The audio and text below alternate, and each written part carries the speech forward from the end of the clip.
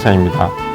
지난 시간에 이어 이번 시간에도 어떻게 하면 상속재산을 공평하게 분배할 수 있는지에 대해 말씀드리겠습니다. 상속재산이란 피상속인이 돌아가실 때 피상속인 명의로 되어 있는 재산을 말합니다. 상속재산을 분배할 때 부모님의 유언이 있으면 그 유언이 가장 우선합니다. 그 유언에 따라 분배하면 되니까요. 그 다음으로는 공동상속인들 사이의 협의에 따라 분배하면 됩니다. 그런데 사실상 공동상속인들 사이에 원만한 협의가 이루어지는 것은 제 경험상 쉽지 않았던 것 같습니다. 그래서 결국은 법원을 찾게 되고 법원에서는 민법의 법정상속분을 적용해 상속재산을 나누어 줍니다.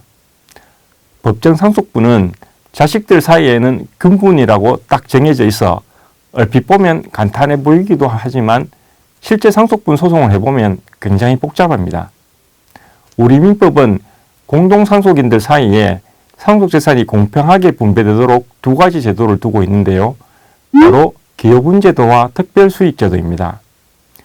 기여분제도에 대해서는 지난 시간에 말씀드렸습니다. 즉 부모님을 복양하거나 부모님의 사업을 돕는 등으로 특별히 기여를 한 자식에게는 상속재산을 좀 더 주자는 취지입니다.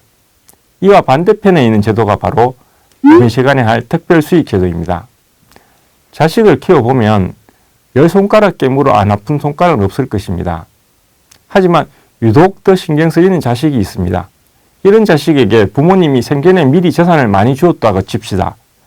그러면 나중에 상속재산을 나눌 때 좀 덜 가져가게 하는 제도입니다. 사례를 통해 한번 알아보겠습니다. 예를 들어 아버지의 총 재산이 1억 원이 있습니다. 자식으로는 두 아들이 있고요. 그중 작은 아들이 아버지 생전에 5천만 원을 미리 받아갔고 그 후에 아버지가 돌아가셨습니다. 좀 전에 말씀드린 것처럼 상속재산이란 상속 개시 당시 피상속인 명의의 재산이라고 했으니 남은 아버지 명의의 5천만 원이 상속재산이 됩니다. 이 5천만 원을 어떻게 나누는 게 공평할까요? 두 아들이 2,500만 원씩 똑같이 나누는 게 공평하다고 생각하시는 분도 계실 겁니다. 그런데 큰아들 입장에서는 작은 아들이 아버지가 살아 계실 때 5천만 원을 미리 받아갔기 때문에 뭔가 좀 불공평하게 생각할 수 있을 것입니다. 우리 민법도 같은 취지입니다. 여기서 작은 아들이 미리 받아간 5천만 원을 바로 특별수익이라고 해서 실제 상속재산을 나눌 때 이를 참작하도록 하고 있습니다. 상속재산을 분배할 때 특별수익이 어떻게 참작되는지 중요한 몇 가지 포인트만 알아보겠습니다. 첫째, 어떤 경우에 특별수익으로 인정되는지부터 알아보겠습니다.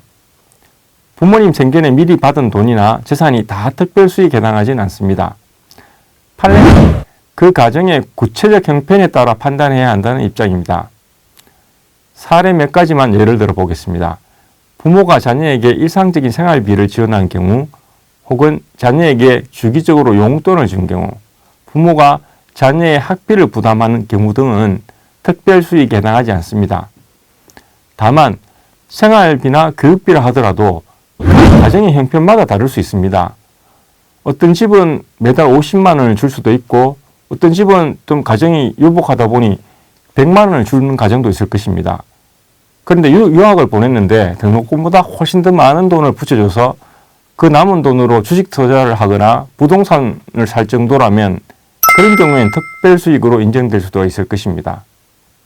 반면 자녀에게 아파트를 증여했다거나 혼수를 위해 상당한 비용을 지출한 경우 혹은 창업자금 등을 된 경우 등은 특별수익에 해당할 가능성이 아주 높습니다. 자, 다음으로 둘째, 특별수익으로 인정된다면 구체적 상속분이 어떻게 달라지는지 알아보겠습니다.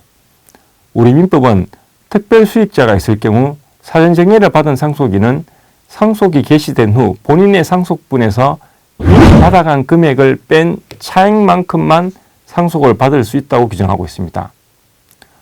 말로만 들어서는 좀 어렵죠.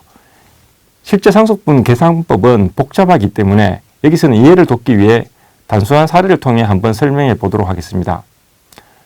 삼형제가 있고 장남이 사전에 4억 원을 증여받은 상태에서 아버지가 사망하시고 남은 상속재산은 6억이라고 가정하겠습니다. 삼형제들의 법정 상속분은 각 3분의 1씩입니다. 여기서 장남이 미리 받아간 4억도 상속재산 분할 대상에 포함시키게 됩니다. 그러면 총 10억이 기준이 되겠죠.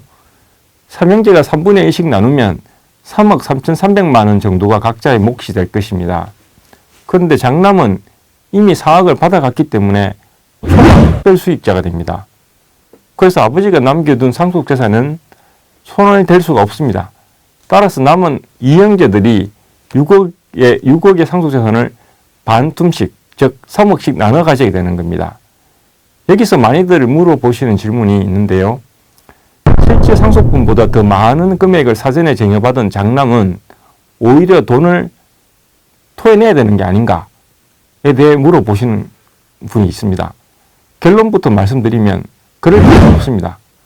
초과분에 대한 반환 의무를 정한 규정이 없고 유류분 제도를 통해 다른 공동상속인이 보호받는 절차가 있기 때문입니다. 셋째, 이 특별수익의 평가 시점은 상속 개시 당시를 기준으로 평가하게 됩니다. 그런데 증여받은 시점과 상속받은 시점 사이에는 가격 변동이 있기 때문에 이를 보정할 필요가 있습니다. 이 부분은 많이 복잡하기 때문에 다음 시간 유류분을 설명할 때 말씀드리겠습니다. 그리고 넷째, 상속인 중 한 명이 받은 사전증여는 그 기간과 관계없이 모두 특별수익에 포함됩니다. 세법에서는 10년 이내 증여받은 재산만 상속재산으로 포함하는 점과 다른 점입니다. 이번 시간에는 특별수익에 대해 알아보았습니다.